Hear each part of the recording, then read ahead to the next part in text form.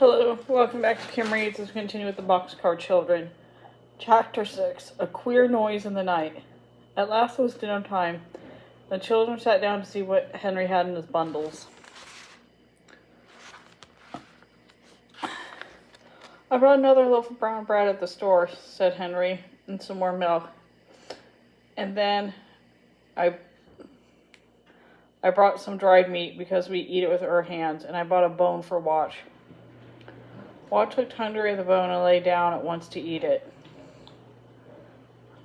Jessie got out 4 cups and bowls and put some milk in each one. Then the children, the little pieces of brown bread, and began to eat it with their new spoon. What fun, cried Jessie, eating with spoons. Now tell us what you did in town, Henry. Henry began. The town below the hill is Silver City. I saw the name on the sign. I went in town and walked along the first street I came to. It was a nice street with big houses and flowers and trees. I saw a man cutting his grass. He's a good man, too, I can tell you. A doctor. Did you work for him? Asked Jessie. Yes, said Henry. He was very hot, and just as I came to his house, his bell rang. He started to the house, and I called him after him and asked if he could cut grass. He said, yes, I wish you would. You see, he wasn't used to cutting it himself. So I cut the grass, and he said, good for you. Do you want to work all the day? He said he never had a boy who cut it as well as I did. Oh, Henry, cried Violet and Jessie. I told him I did want to work, and he told me to come back this afternoon. He has a pretty house and garage and a big vegetable garden. And he has a lot of cherry trees behind his house, a cherry orchard. You should see the big red cherries. Well, when I was cutting the grass near the kitchen, the cook came to the kitchen door and watched me. She asked me if I liked cookies, and I said I did, and she gave me one. What did you do with it? Asked Benny hungrily. When she went back to the kitchen, put it in my hip pocket, said Henry, laughing. Did she see you? Cried Jessie. Oh, no, said Henry. I played I was eating. For a long time I carefully ate away on nothing at all. Benny began to look at Harry's pocket. It did look very funny. Henry went on. When I came home, the doctor gave me $1, and then the cook gave me his bag. Henry laughed at Benny and pulled the bag out of his pocket. In it were 10 delicious brown cookies.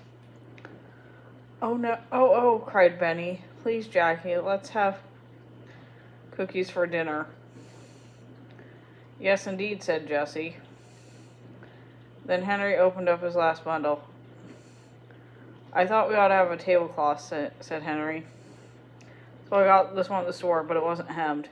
Violet begged, oh, let me hem it. She took her scissors out of her work bag and cut the 2 ends even. But before she began to hem the pretty blue tablecloth, she helped Jessie wash and rinse the dishes and put them away. Benny helped too. When Henry said goodbye and went back to town, all the children were working happily. Watch was trying to make a hole with one paw to bury his bone in. I'll help you bury your bone, Watch, said Benny. Oh, no, Benny said Jessie. Watch wants to bury his bones himself. You come and help me. I'm going to make a broom for the house.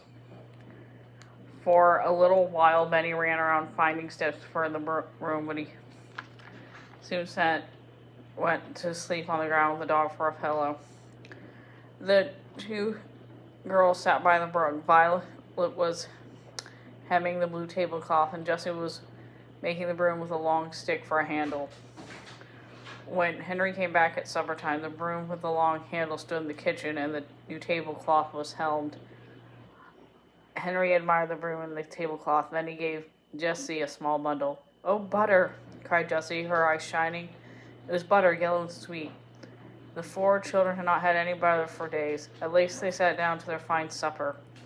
Now the spoon is a magic spoon, said Henry. Turn it around, use the handle, and it's a knife. He showed Benny how to put butter on the brown bread. What did you do this afternoon, Henry? Asked Jessie. Well, I washed the doctor's car, said Henry. And I washed the walks and the windows. Tomorrow I'm going to work in the garden. Then he looked over the brook. Oh, how I could love to have swum in that nice cold water. Henry was hot and sticky as he looked at the waterfall. Maybe we can make a swimming pool, he said. We could build a dam out of logs. Oh, yes, we could, said Jessie. Violet and I know where to find some logs and some big flat stones. You do? Said Henry.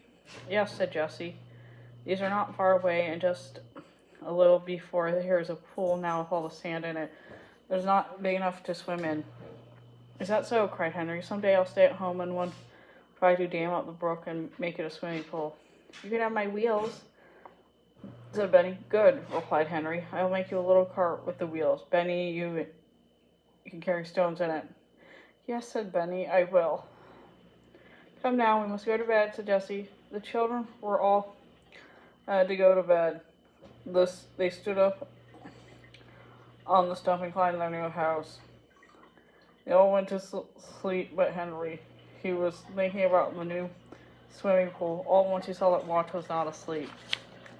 Henry patted the dog and said, Lie down, Watch, but Watch did not lie down. He began to growl softly. Shh, said Henry to the dog. He sat up. Jessie sat up. What is it, Henry? She asked. I don't know, replied Henry. He was frightened. I think Watch hears something in the woods. Let's close the door, said Jessie. I'm afraid. The two children closed the heavy door softly, and then they sat still and listened, but they did not hear anything. Lie down, Watch, said Jessie again. Go back to sleep. But Watch did not go to sleep. He growled again. Maybe someone's in the woods.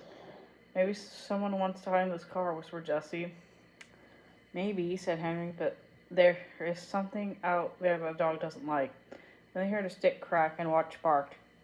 Oh, shh. Jessie put her hand over his mouth. There's something out in the woods, he said. There is a dog in the boxcar, said Henry. He took the new broom in his hand and waited, but nothing came, nothing at all.